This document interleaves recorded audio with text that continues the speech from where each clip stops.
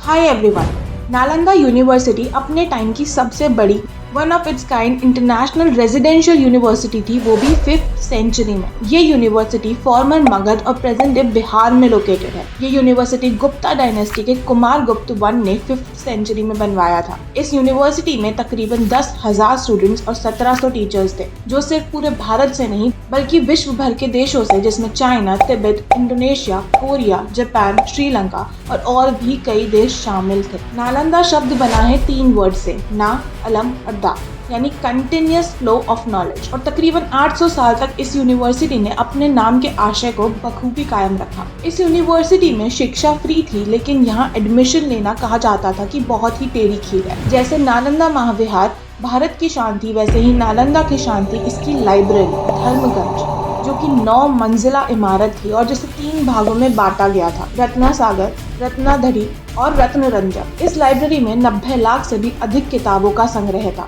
जिसमें original manuscripts भी शामिल थी। इस यूनिवर्सिटी ने हर्षवर्धन, सुविष्णु, आर्यदेव, ह्यूनसैंग, ज़ुएनज़ांग, धर्मपाल, नागार्जुन, पद्मसंभव जैसे कई स्कॉलर्स को एजुकेट किया। यहाँ महायाना और हिनायना बुद्धिज्म के साथ philosophy, theology, medicine, economics, maths, astrology, geology और लिटरेचर का भी ज्ञान दिया जाता था। इस यूनिवर्सिटी के बारे में ह्यूनसैंग और ज़ुएनज़ांग के accounts major sources of information है। इस ज्ञान के महाविहारा से जलने वालों की कमी नहीं थी और बुद्धिज्म और बुद्धिस्ट नॉलेज को खत्म करने की कई कोशिशें की गई। मोनेस्ट्रीज को लूटना, मंदिरों का वैंडलाइजेशन, बुद्धिस्ट मॉन्क्स का कत्लेआम और भी न जाने क्या क्या। नालंदा को भी 3 बार अटैक्स का सामना करना पड़ा, जिसमें से 2 बार इसे रिकंस्ट्रक्ट कर लिया गया, लेकिन तीसरी बार ऐसा नहीं हो पाया। पहला अटैक किया गया समुद्रगुप्त की रीन के टाइम में बायदा-हुनास मिहिरकुला की लीडरशिप में। हालांकि समुद्रगुप्त के सक्सेसर्स ने नालंदा को वापस से रिस्टोर कर दिया।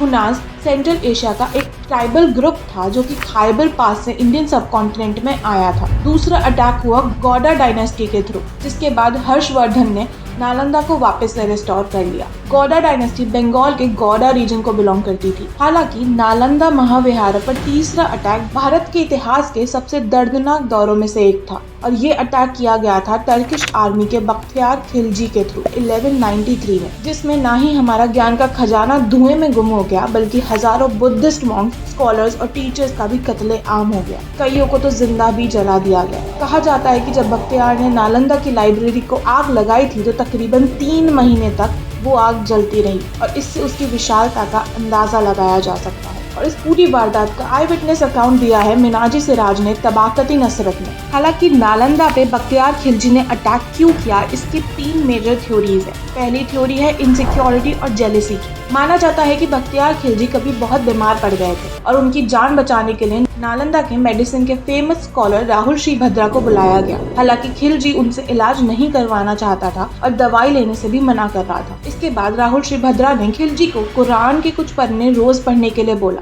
जिसके लिए वो राजी हो गया और देखते ही देखते उसकी तबीयत सुधरने लगी। इसके बाद उसे पता चला कि राहुल श्रीभद्रा ने कुरान के पन्नों में ही दवाई लगा दी थी, जिसकी वजह से खिलजी की तबीयत में सुधार हो रहा था। ये जान के खिलजी के होश उड़ गए और उसे इनसिक्योरिटी होने लगी, जिसके कारण उसने नालंदा महाविहार पे अटैक कर दिया और लाइब्रेरी, जो कि ज्ञान का स्रोत था, उसे भी जला दिया और वहां मौजूद सभी का नरसंहार कर दिया। हालांकि उसकी जान बचाने के एहसान तले उसने राहुल श्रीभद्रा को जिंदा छोड़ दिया। इस इन्वेजन के बाद भी कई दशकों तक बहुत से बुद्धिस्ट मॉन्क्स और स्कॉलर्स ने नालंदा को रेस्टोर करने की तमाम कोशिशें की, लेकिन नाकामयाब रहे। दूसरी थ्योरी के हिसाब से बख्तियार खिलजी ने नालंदा पे अटैक इसलिए किया क्योंकि वहाँ की फेमस और विशाल लाइब्रेरी, जहाँ पे 90 लाख से भी ज्यादा किताबों का संग्रह था, वहाँ कुरान की एक भी कॉपी मौजूद नहीं थी, जिसके कारण गुस्से में उसने नालंदा को तबाह कर दिया। तीसरी थ्योरी पे जाए तो बख्तियार कुतुबुद्दीन ऐबक की आर्मी में शामिल होना चाहता था। हालांकि वो नाकाम रहा और फिर उसका निशाना बना टर्किश आर्मी के साथ भारत का बंगाल,